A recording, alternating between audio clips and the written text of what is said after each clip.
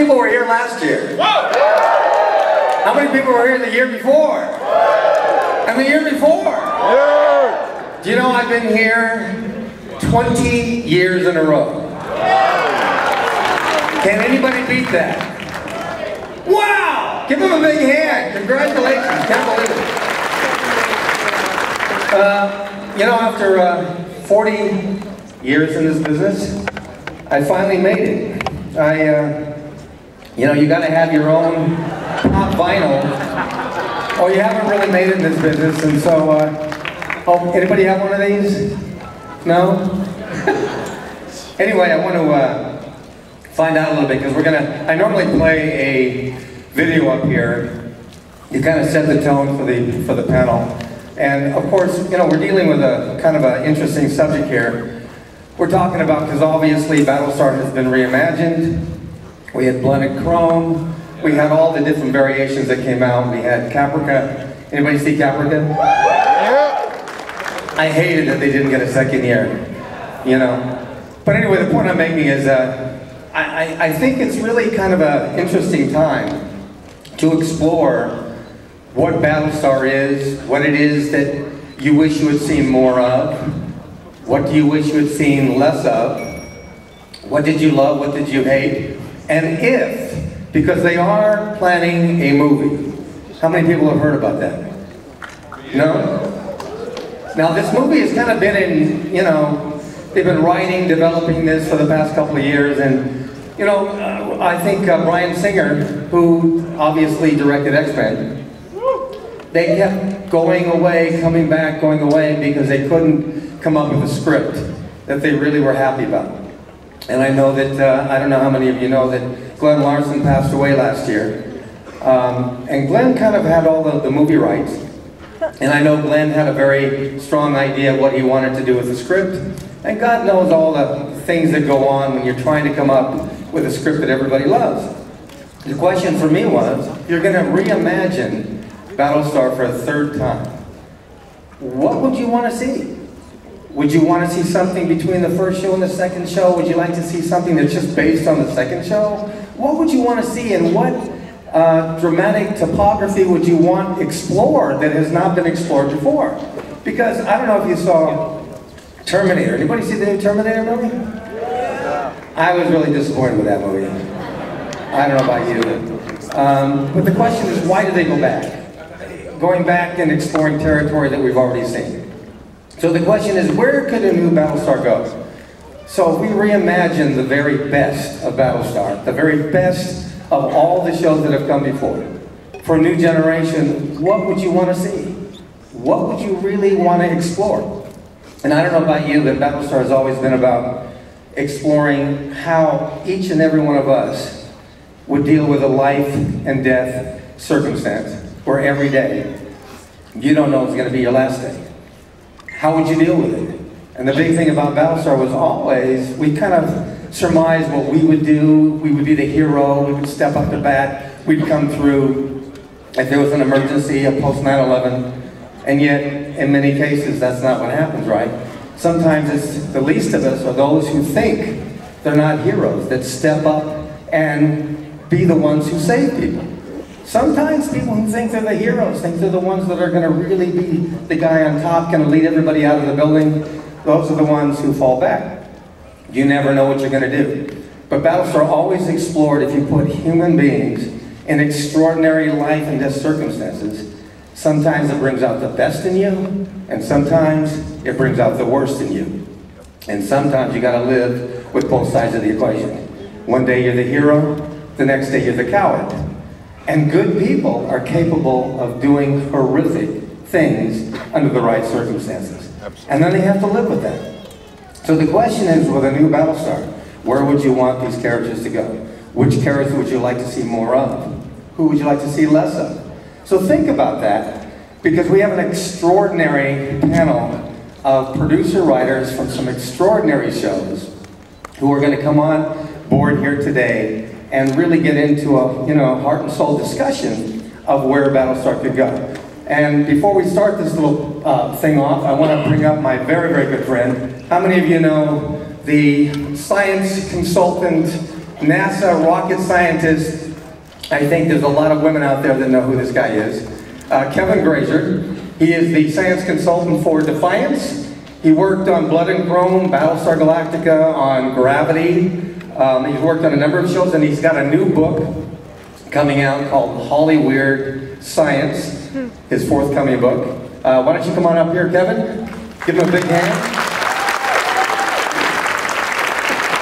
Kevin really helped put together this panel, which is why I want you to introduce all these wonderful, talented, gifted people. Happy to. Okay. Before we start, I want to...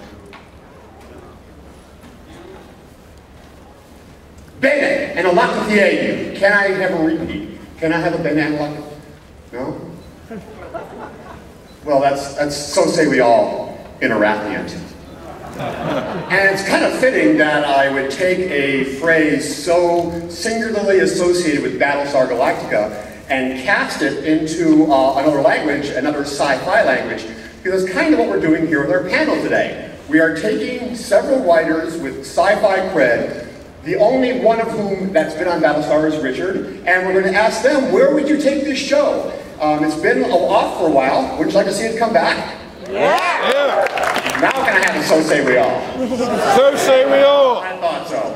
Okay, so let me introduce our panelists. First up, known best as the writer-producer of the geek classic Free Enterprise, a personal fan favorite, Robert Meyer Burnett.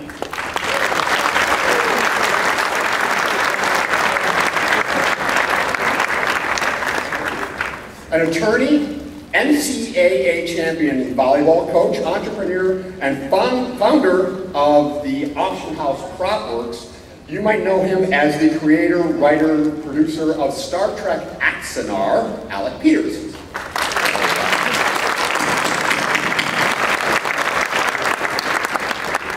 This next writer has worked with Dustin Hoffman and for various TV series and pilots including Lock and Key, 0 Hour, Once Upon a Time in Wonderland, and she's currently a staff writer along with her writer, partner, and sister Shauna, Julie Benson. I'm on the 100, Julie Benson.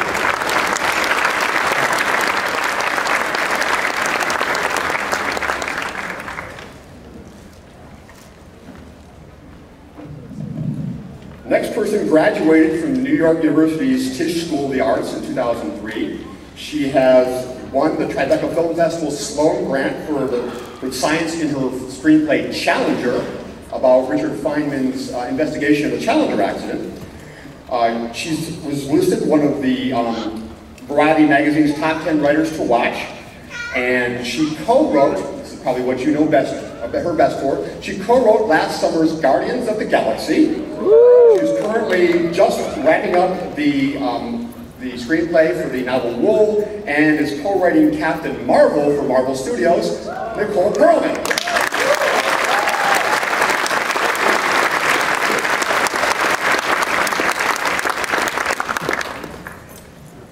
And finally, our next guest is known for being half of one of the hottest writing teams in Hollywood right now.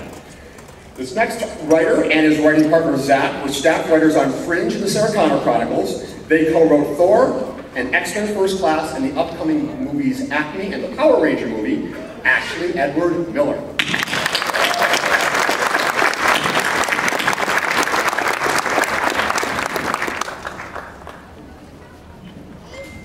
Hi. Hi. How y'all doing? Not drunk enough yet. Not drunk enough yet. Well, it's the first panel, right? That'll change, I expect. Hell yeah. After this smart order. Okay. So, this year we want to ask the question, where would you take Galactica? It's been off for a while, and we've had a couple attempts to revitalize the franchise. We had Caprica, which I was a huge fan of, but which sadly lasted a season. We had Blood and Chrome, again a huge fan, again just got to the pilot stage and didn't go to series. So clearly we need new life, new blood. Remember a few years ago people were saying what Star Trek needed most was a decade off? Well, maybe Galactica needs some time off, and it's had that, so now it's time to bring it back. And we have a great cast? Okay, we're busy now. of people to say where would they take the show. Writers with different levels of experience and very vastly different experiences. So, Richard, tell us firstly, your attempt to bring back Battlestar, I don't think it gets the recognition it deserves, the Second Coming trailer. You tried to bring it back, and although it was the face of Battlestar for a while, now it seems to have been forgotten. Tell us about it, because it premiered here, didn't it? Yeah. Second Coming. Anybody see the Second Coming trailer at all online? Wow, who had the big yell back there? Get up again, I want to thank you.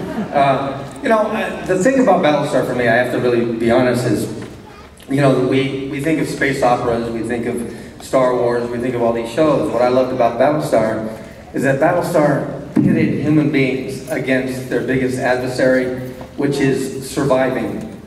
And again, what I really, really loved about it is that great drama comes out of putting normal human beings in extraordinarily challenging circumstances that bring out the best and the worst. And of course, we have to deal with our dark side. We have to deal with that morally conflicted dark side where we struggle with our humanity. We struggle whether we're going to save one person at the risk of our own life. You know, how are we going to stand up to these extraordinary things that happen to us? Like the 9/11 towers, I'm sure a lot of people have a lot of stories about what they did or didn't do, and many people are probably living with the decisions they made, and they feel bad about themselves because maybe they feel like they didn't live up to their expectations. But I think Battlestar really is just a wonderful foundation for great storytelling and putting characters in very dramatic circumstances. And for me, I couldn't understand why they were not bringing Battlestar back. So I started putting together a trailer when everybody laughed at me. They said, no, who makes a trailer unless you have a movie? And back then, nobody made trailers. Now, everybody makes a trailer to sell a concept. And so I finally evolved this storyboard into a full-blown movie trailer that everybody thought I must have a movie. Miramax came with Harvey Weinstein wanting to make a deal, and I was terrified because I didn't own the rights to Battlestar, and I didn't have a license, and it was kind of one of the first, if you want to call it a fan film, although it was all professionals on that production. But nevertheless, for me, it was a way of kindling, you know, trying to inspire a revival, get everybody remembering what was special and unique about Battlestar. So often in this crazy marketplace we're in, we forget, we get caught up in the next show and the next show and the next show. So I eventually put this together, and it did start a ball rolling. And ultimately, they were going to bring back, you know, Battlestar with Tom DeSanto and Bryan Singer, which was going to be a continuation with some of the original characters, including me. And then they decided they didn't want to do anything with the original show.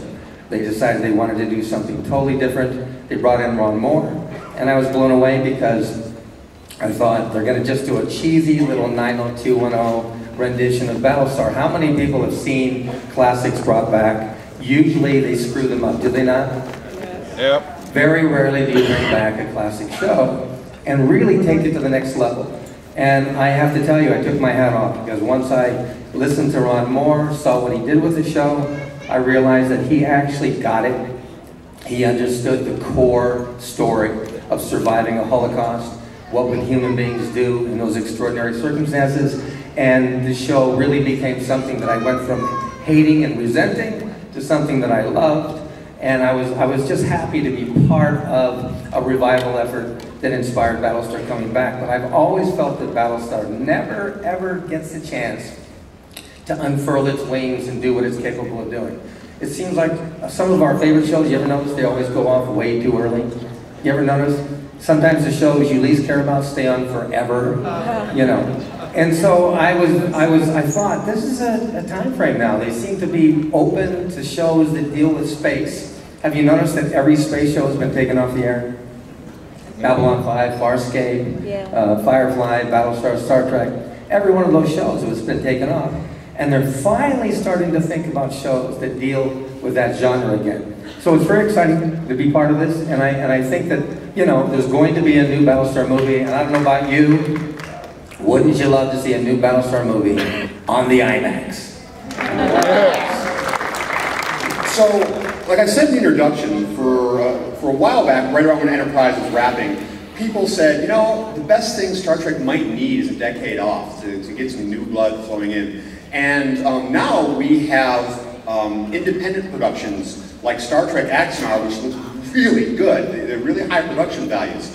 So now that is keeping interest going in Star Trek for a potential series eventually. Currently, obviously, we have the movies. But Alec and Robert, do you think that an independent production of Battlestar is something that might be in the works?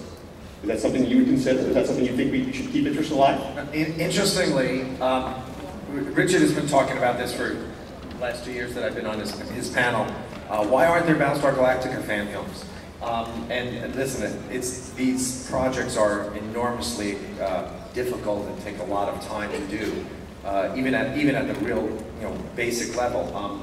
Star Trek is lucky. The Star Trek fan films are lucky in that the sets are basically 50-year-old visions of the future, which are a lot of straight angles, and so they're very simple to make those sets. But I recently talked to Doug Drexler, who's a friend of mine, who's one of the visual effects people on Galactica, and I said, do you have all the digital assets for Blood and Chrome? And he said, why, yes, we do. Because I'm thinking the only way to make Battlestar as a fan film, quote unquote, even a high quality professional production like Axanar, would be to have all digital sets. So, I approached, I mentioned that, I think the problem is we would have to engage the entire visual effects team of Battlestar Galactica, and that would be cost prohibitive. So I think I know there's people who have been talking for years about doing Battlestar Galactica fan films. I think it's an interesting take, but I don't think, I just think it would be really, really difficult from a cost perspective.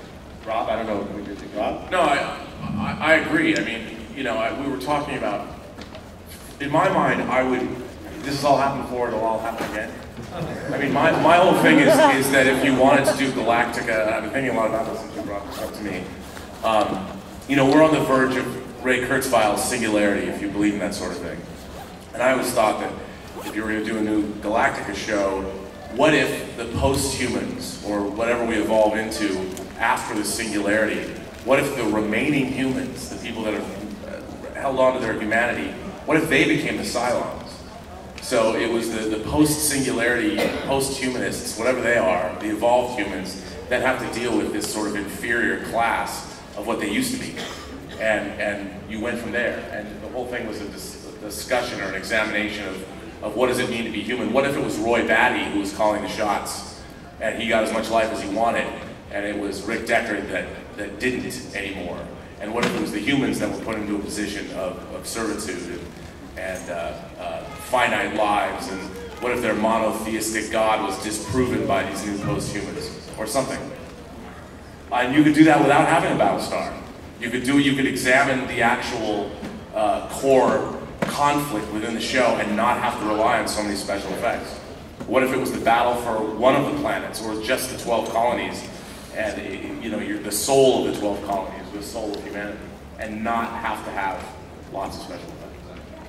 Ashley, you're just kind of the rug that ties this room together, aren't you? You've worked with several of these people, yes? It's true. Blackmail photos of most of them. Really? We'll talk afterwards. Okay. So you worked on Sarah Connor, which Rob just mentioned the singularity. Sarah Connor, Terminator is essentially a singularity story, right? So as is Galactica, I mean, Caprica was the run-up to the singularity, and the pilot was the actual singularity. So what are your thoughts? Where would you take this show? Would you take it into Terminator grounds? Where would you go if it were handed to you? I think there's actually an obvious place to take Galactica after where it's been. And I've been thinking about this a whole lot. And this is what I would do. I would have them find Earth, and they basically got all of these children. So they send all of the children down to Earth, with a couple of Viper pilots, and they kind of have to raise these wacky kids. It's kind of like 8 is Enough with blaster fights. And here's the thing that really is the kicker, right? It's because they don't come back to 2015 Earth. It's actually 1980. So it's kind of a period. Yeah, no, I mean, look, in terms of the whole AI of it all, I mean, I've been, slit my own wrists. The stories that I have worked in television, for whatever reason, have somehow always kind of worked their way back to that. And it's something that fascinates me and interests me, but it's less interesting to me as a theoretical construct than it is for if you have a character who thinks differently and feels differently or simply emulates feeling, then what does that do with a story? And I think that's more about character than it is about plot. So I guess the serious answer about what I would find interesting about a show is less kind of like the heightened aspects of it, and more like the banality of the apocalypse, which I know is like, it's kind of like saying the banality of evil, except it's really just bigger. There's a whole version of Battlestar that's Downton Abbey, or upstairs, downstairs. Where you're really not worried about what Adama is doing, or whether Starbuck is fucking somebody or punching them in the face. It's, you just kind of have to keep the engines running. And what's your life like, and how bad does it suck to be kind of out in the fleet? And like, what is that really about? Because, if you're telling the story about the guys who are out there fighting the Cylons, you're telling a story about a guy who's in a space battle. You're not really telling the story of what it's like to survive an apocalypse and be stuck in a tin can for decades. I think if there's not a show in that, then I'm not sure what else I would find interesting that Battlestar hasn't already covered. Awesome. That original pitch, that wasn't for 100 Reads, 880, was it? Yeah, that was... Sounded familiar. I think in Galactica 1980 might have been a good title for that. 880. So, obviously that brings us to because that was, of course, my reference to 100. Yeah. I have heard people talk about that. Oh my God. I totally You pitched 100. We're keeping you two apart then. Yeah, seating was kind of random, but I guess worked out fortuitously. I have heard, Julie, that the 100 kind of sort of similarities with Battlestar Galactica. Yes, so, apparently. Apparently. So where would you take the show if you were made Lord of Cobalt? Alright, well, I gave this a lot of thought. I think I would pick up present day. I would spend a lot of money on a show, and I would do a lot of special effects because I work in TV and that's what we want to do. I think I would pick up present day, and Earth is basically New Caprica, because we were warned that it's happened before, it will happen again. And AI has come a long way, and Cylons exist, and Earth is depleted. And we've used up almost all the resources, and we have to find a new planet. And along that storyline, you find some archaeologists who find some cool cave full of maps and interesting stuff, and including the stuff is some interesting tech. And how could there be tech that's carbon dated, cavemen time period? Because that's where we ended up in the second VSG, right? They landed on Earth and it was Cro-Magnon, and right. So the tech is science advisor answer to that, or? I think that's right.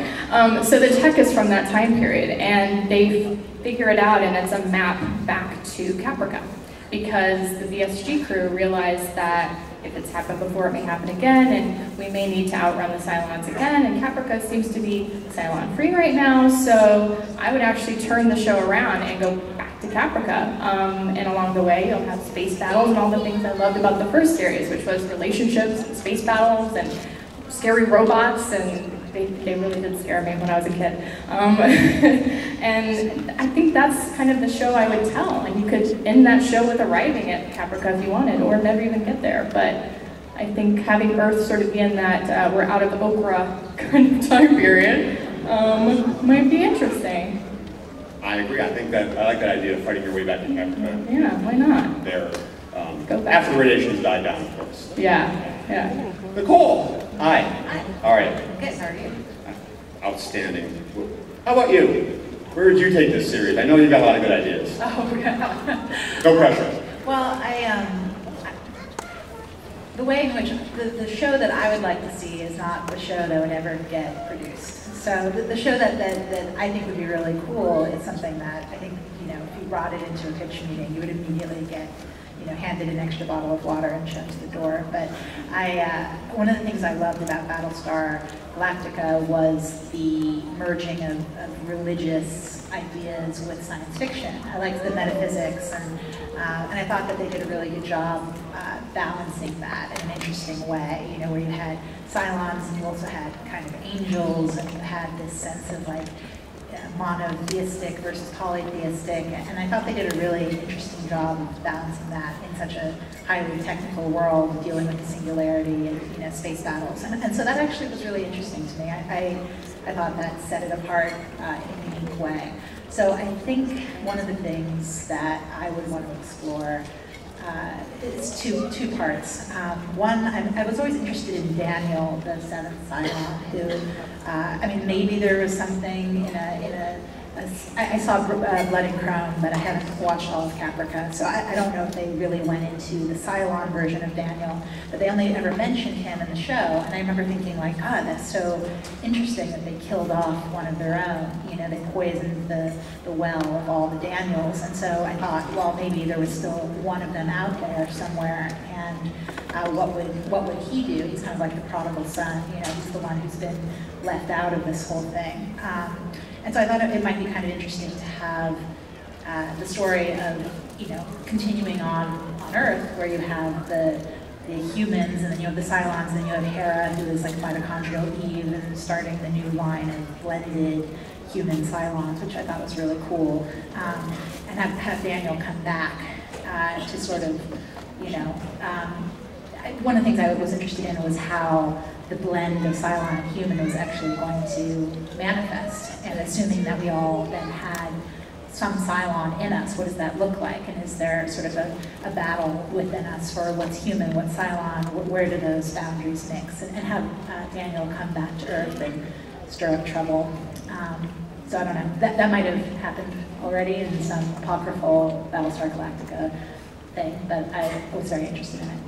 I was always interested that if Daniel, because I love that idea, that if Daniel had something critical that the Cylons needed, and they didn't realize it until too late, whereas each one of the Cylons has a specific element that makes them stronger, but only as a whole. And then what if Daniel was empathy or something like that, and by killing that line off, the Cylons doomed themselves to be without that. Right. No, I think that he could really, because he was supposed to be the more sensitive, creative, artistic one, and I thought that was really interesting. What would he represent? What would he bring to the table? And also going back, and I'm not religious, but I was looking back through Genesis, and they were talking about. I was like, oh, this is like Battlestar, because they have a section where it's talking about the Nephilim, which were kind of angels, and how they came down to Earth and mated with, with women, and they came down to Earth. But they mated with women, and then they had offspring.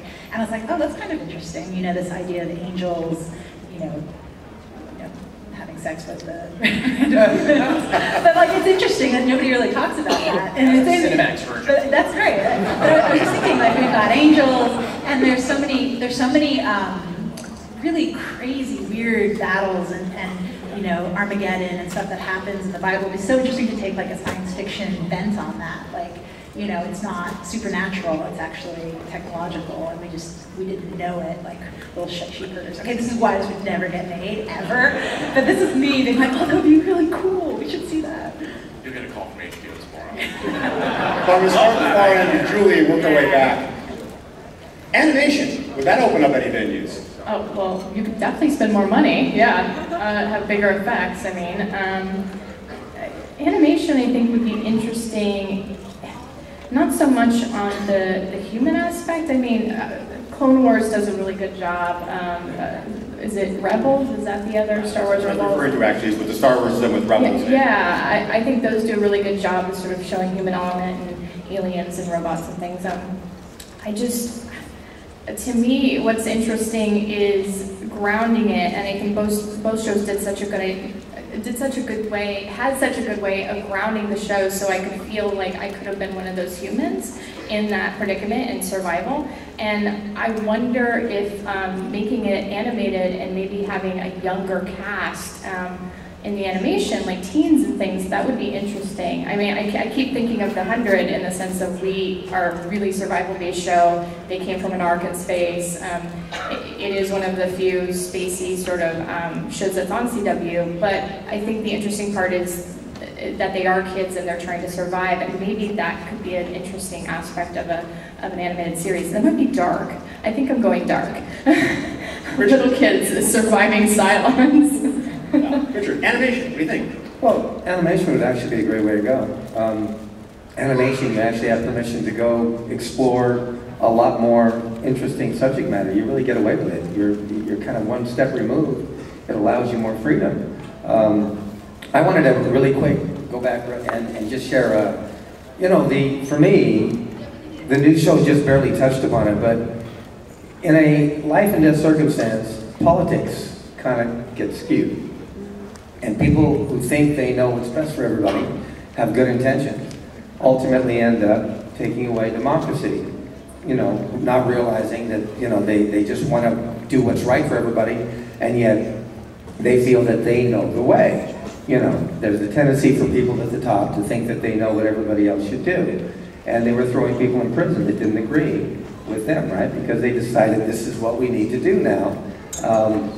And I thought, where would that go? Where would that go in the future? Where would politics go? Would it become a dictatorship? Because, you know, one of the things that Caprica started to explore, which was the monotheist and the polytheist, well, where did that go? The truth is, that fight, that battle got programmed into the Cylons. The Cylons became the monotheists, right? But you're telling me in society you still didn't have, like the Catholics and the Christians, you still didn't have the monotheists and the polytheists at odds with each other? And now that you've got the Cylons infiltrating, you might have that accelerated, where you're now going to have all of a sudden the monotheists and polytheists fighting for who is right. And that would actually, like what happened before shall happen again, could lead in to a battle between, aboard the ship, between religious factions. And also, you know, you're going to discover maybe more and more, and I always thought this, that maybe humans, most humans died out, and most were Cylons. And Cylons are always conflicted with their human side and their program side. And so often they were fighting their program side. And so I think it might be interesting that you have all these elements start to come to the foreground and start to deal with the political elements, and you deal with the religious elements, and you deal with the relationship between pure humans and this amalgamation of half human and half Cylon. I think there's a lot of areas that were not explored in Battlestar that could be in a new show. I would love to see more of that. You said that very animatedly. But dragging us kicking and screaming backwards. Rob, what do you think? Animation. I think animation is a great way to go. It depends. Again, I think there's a tendency in this country to see animation as being for skew younger. And I don't think that, I mean, I'm a big fan. One of my favorite television shows of all time is a Japanese animated series called Legends of the Galactic Heroes. That's now, they just announced it. Finally, it's going to come out in America. You can watch great subtitled versions on. I mean, it's epic. It's 112 episodes of just pure awesome. It's a great space opera show, and it's animated, and it's an incredibly adult look at war and conflict. It's like World War II sort of meets Lord of the Rings in space. So why not? The great thing about animation is it doesn't cost that much more to draw sets, and you can see a lot more than Galactica than we even saw in the show. But again, it really comes down to, does the medium help you tell the story? Like, if you're going to do something animated, don't just do.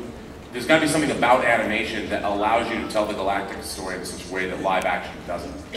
And I think that's like, what I would love to see is, and animation would help you. One of the great things about, especially the new Galactica, is that God, or this super intelligence that Head 6 and Head Baltar served, was real. And this super intelligence could build a Viper, and it could create a new Karth race, and it exists. Where is that realm? And why is this a cosmic charnel house that these super luminary creatures just have? It'll all happen before and it'll all happen again because they're playing some kind of game?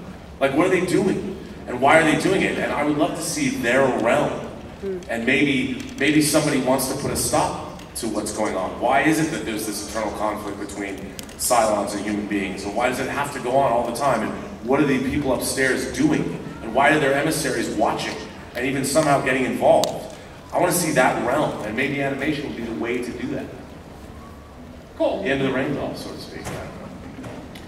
Well, I think I agree that animation can be used to tell really good war stories. I think one of the things I liked about Battlestar was how dreary it felt almost. You know, like there's just a sense of being ground down by decades and decades of, you know, you just get the sense this war has been going on for so long. You know, even when they won, it's like it comes back, and it's in living memory. You know, and there's something about the obviously Battlestar Galactica itself was a museum, and you know, and it just feels, everything just feels really worn down, and I loved that. And so I wonder if that would translate, you know, well. That aesthetic would translate well to animation, probably. I actually think I would probably be more excited about like a virtual reality experience of Battlestar, a little bit more than the animated version. But I can see the animated version working really well if you're going to get into some of the more metaphysical side of things, like Rob was saying. I think that could be cool, especially if you're going to Earth, like prehistoric, not prehistoric, but early man Earth, and seeing sort of what that would look like. But in terms of a lot of you know, if you're trying to replicate the experience of the show in animation, I don't know if it would necessarily translate as well. But I could very easily be proven wrong on that. I think doing it as a VR show is really cool. Yeah, I wonder, anybody in the audience have something you'd like to share about Yeah, we're going to start Battlestar going? get through this topic that we're going to start asking questions, or start asking people for their questions. So let's finish this topic and then we'll get to the questions. Alice, I don't think I have anything intelligent to add about animation, but let me just real quickly say that, you know, if you know me or if you were here last year, you know that I think Battlestar Galactica is bar none the greatest science fiction TV show of all time. I don't even think it's close. But I also think that Blade Runner is the greatest science fiction movie of all time. And you know, since that came out, however long ago it came out, I've never wanted to see a sequel to Blade Runner. Matter of fact, it's coming out, and I think there's a good reason Ridley Scott decided not to do Blade Runner sequel. What is there to gain? Why would you try and beat the greatest movie of all time, a science fiction movie of all time? So for me personally, I am very happy to have two versions of Battlestar Galactica, one which I grew up on, and one which I think is absolutely brilliant and a masterpiece. And I don't need to see another Battlestar Galactica, because honestly, I'm one of the biggest Star Trek fans in the universe. And we've seen what a modern studio has done to Star Trek. They've eviscerated it and turned it into some, you know, joyride for teenagers that has no relevance to the Star Trek universe I grew up on. I am scared of what Universal would do with a Battlestar Galactica movie, and I want to preserve those memories that I have of Battlestar Galactica. But Rich has got to work. Don't you want to see classic Apollo come back? Yes. Come on! Wouldn't that be awesome? If you get dirt, before I get to Star Wars, Ash, Julie, any comment about joyrides with teenagers? I'm sorry, what? Any comments beyond the 100 about joyrides for teenagers? Our show is not a joyride. Our show is dark. Ashley, animation. Yeah, so I kind of want to see the Archer version of Battlestar.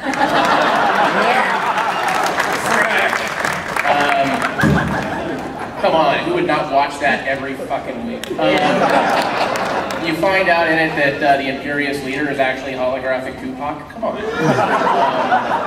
Actually, my serious answer is the opposite of my answer about the live action. I think live action is the place to tell stories about humans and kind of what that's actually like, and sort of you let the philosophy and all that crap kind of emerge from what is actually happening to people. In the animated version of the show, you know, you can make it about serious things and it can have a serious tone. It's like one of my favorite, you know, animated shows of all time is Star Blazers. And there's something to be learned from that. But what's great about Star Blazers is that it's serious and it's character driven, but it's also very operatic. And I think animation is the place where you can make Battlestar bigger and more operatic and feel more like a feature. But you can do it every week. So Ashley, marionettes, yes or no? Oh, hell yeah. And actually maybe a little clutch cargo would be kind of happening, which is like a thing. Actually, that was Senior Wensless, like going Battlestar, as he goes, oh, it had it before, you don't have anything. So do we have any questions? We get 2 lines started. We don't have a whole lot more time, but I'm sure some of you have questions. By the way, one thing I thought of while our panelists were speaking, no pitches. The one way to make sure your idea never makes it to the screen is pitch it to somebody unsolicited. So no pitches, but apart from that, feel free to ask questions if you have any. And by the way, these lights are really bright, so do we have any microphones going around, or just come up? We have mics here, don't we have mics right here? Or no? Yeah, there's a mic Yeah, there. come to the mic and do we have any questions? I guess the answer is yes. Hey, Kevin, I want to hear what they might want to see, how they would see Battlestar, where they want There's a to difference see it go. between an elevator pitch. I like to see Yeah, like a very activist did and yeah, say, so it doesn't have to just be a question. If you have an idea where you'd like to see it go, share that. Oh, Go ahead. yes, I have. My name is Cecilia, and I'm one of the producers of the fan event called The Monitor Celestra, who is actually a short movie as well. We have a 2-minute clip on YouTube. And the thing is that we allowed fans to come to our event to explore the feelings and all the things you guys are talking about, so people can immerse the important questions. And my question for you is, how would you take in these fan stories into your productions when fans can create their own stories in a canon?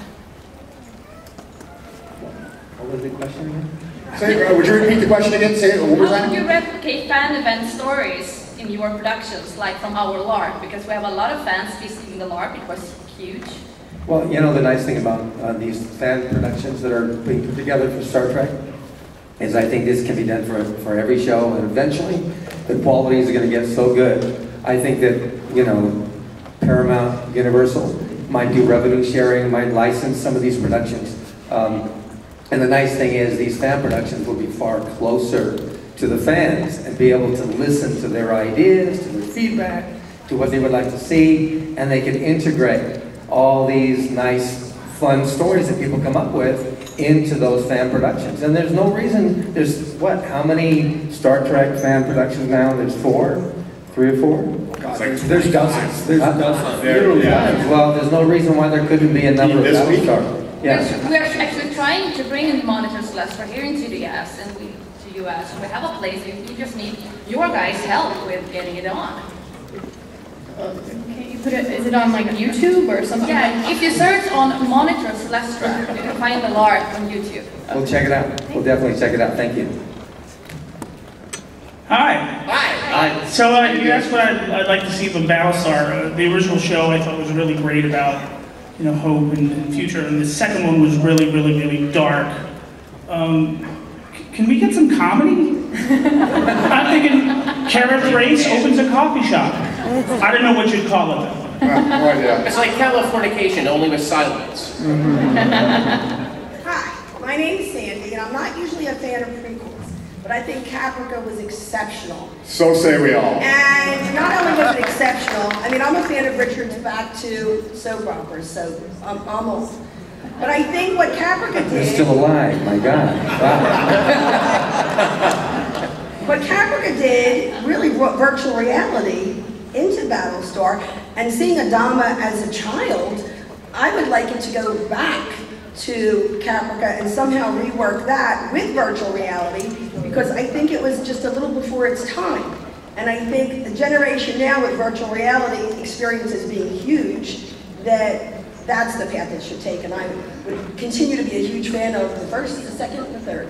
Hey, let's remember one thing. We saw Adama as a child for about 10 seconds. Yes. Well. Hey, I want to do a quick question. How many people with Caprica had a problem that they changed the style of the series from the original to something totally different with the camera work, the intercutting, the multiple camera shoot? If they had kept the same style as the new Battlestar with Caprica, would you have liked that better? Yes. It would have worked better, certainly. Thank you. All right, hi. You brought up Galactica in 1980 before, and I like the original premise of that, where you had the survival going on, and then they finally find Earth, and oh shit, it's Earth of 1980. And now, along with all the survival, we're actually Earth's best chance at defending them against the Cylon, this whole other set of responsibilities. Is that something that has any more play, or is that something doomed to like Galactica Space Camp, like it really came out as? Isn't it a lot more interesting if they just want to play baseball? And and jump super high. Right. That's awesome. That's aspirational.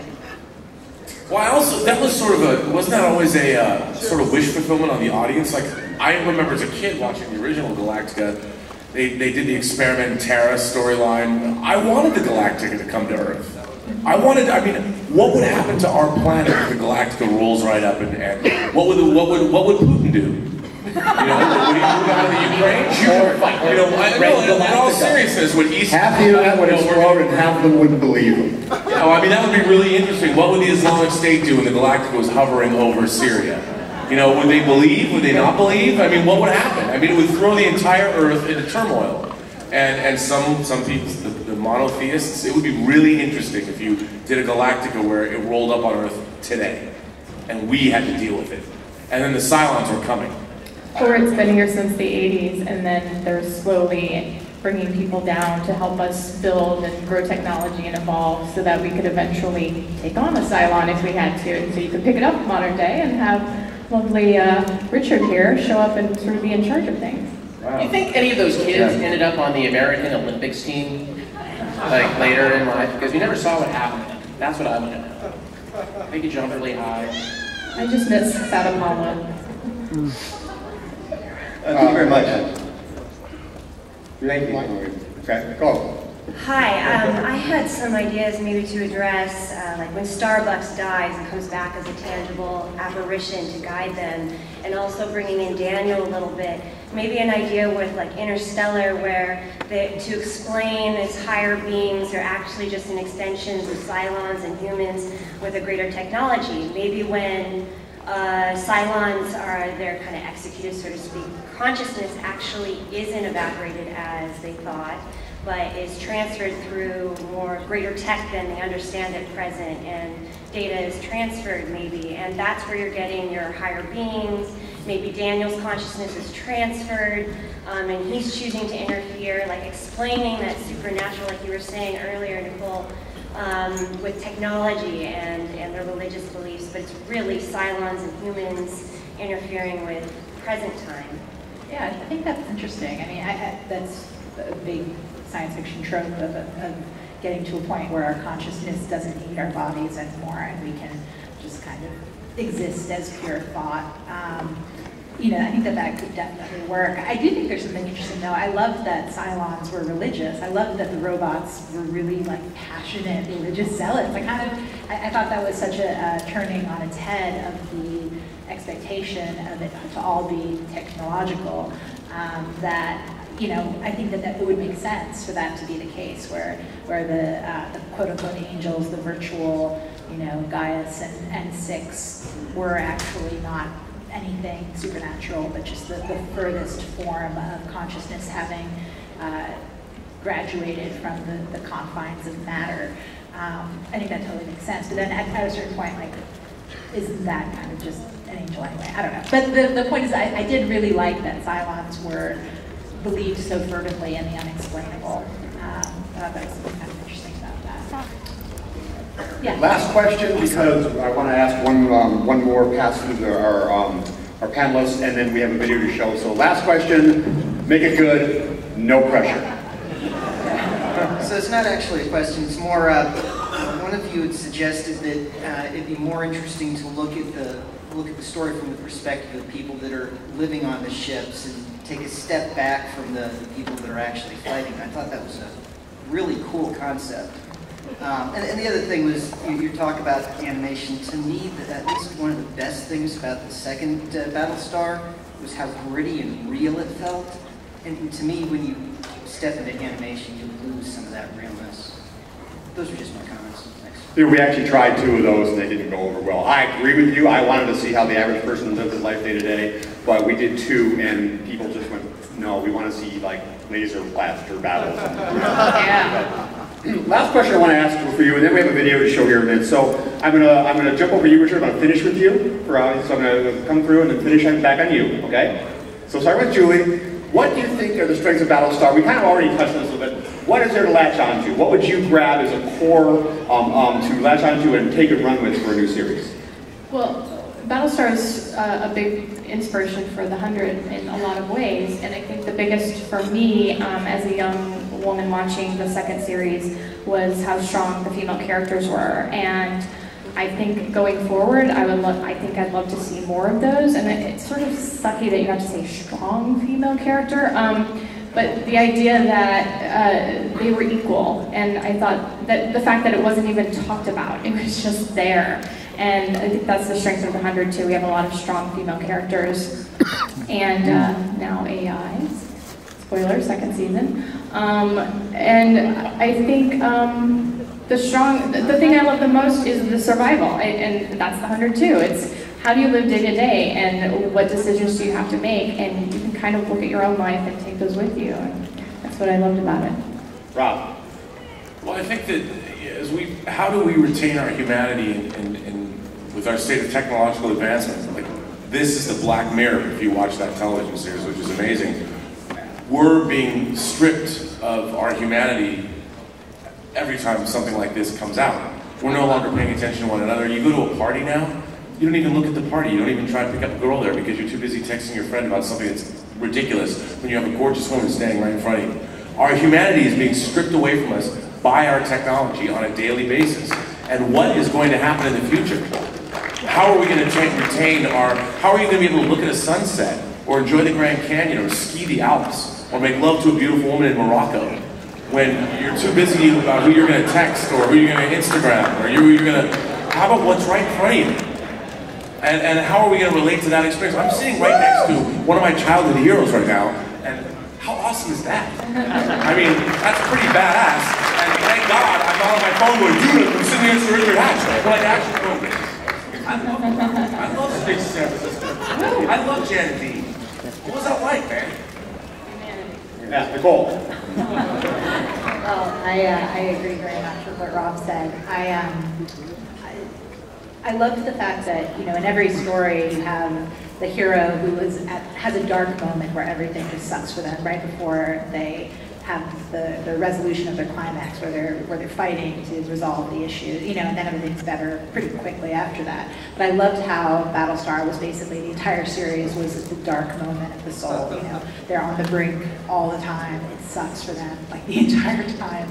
And I loved that. I loved that sort of, just the feeling that every character in that show in some ways they were all losing. They were losing the war pretty much constantly. And I don't know, that was something that I thought made it really special, is that they were not like just dealing with one bad attack. It just felt like it was drawn out in a really well done way.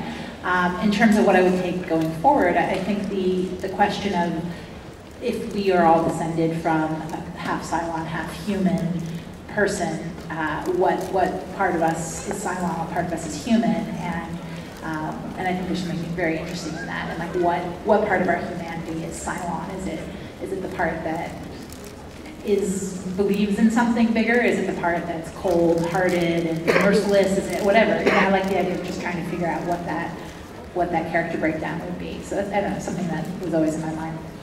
I think Battlestar Galacta is about hope. And change. Oh, really huge. Okay, Richard, we have 4 minutes. We have a video. I've heard that before somewhere. Yeah. Actually, here's the thing. The philosophy, the intellectual stuff, awesome. We can talk about it all day. We can assert the crap out of it. That doesn't make a great show. The reason why Battlestar works, why you watched it, why we're having the conversation in the first place, is because that show had blood in it. And I don't mean like people getting limbs hacked off. I mean, shit happened. You know, the first time we meet Starbuck, she's like getting into a fight and punching somebody in the face. By the way, fanboys, do you remember bitching on the internet about that? I remember you bitching on the internet. All right, so like, you know, Scarlet B. What made that show awesome, and we hadn't seen it in science fiction before, was these were people who were fighting and they were shoving. They were petty, they were small, and they faced problems that were real. There was process to the show. The very first regular episode, I think, was it 33? Yeah. They show up, no water. Okay, they need supplies. That's interesting. It creates a problem. There's process. It tells you that you're living in a world that makes sense, and that's why the show lasted, and when it was at its best, that's what it was about. Okay, Richard, we have I want you to wrap up, and we have a video to show here in a minute. Cool. Just really quick. For me, Battlestar, because it mirrors so much of the world and puts so much of the problems of the world in a pressure cooker. We get to see all these religious factions, everybody that constantly fights and argues, all the things that cause wars, all the things that we're doing to destroy each other on this planet. Battlestar puts all of that into this pressure cooker and forces humanity to get beyond their bullshit, to look at each other as human beings and to find a way to come together and find a way to survive. It seems like we always need to be pushed off the cliff in a life and death circumstance before we human beings get past our bias, our prejudice, all our crap, and start to realize that we have so much more in common than we don't.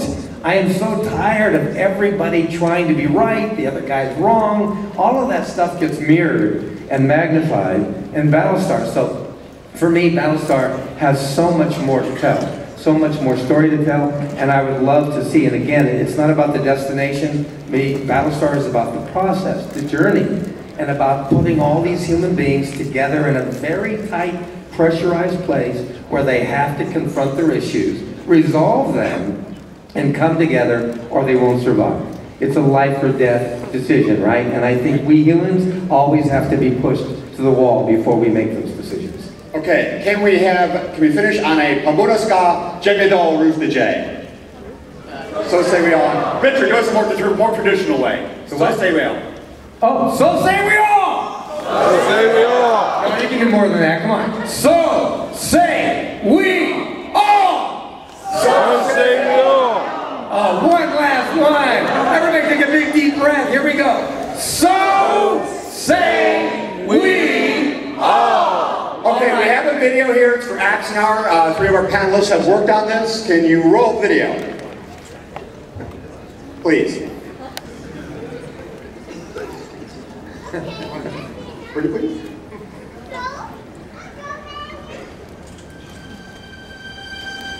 Star Trek.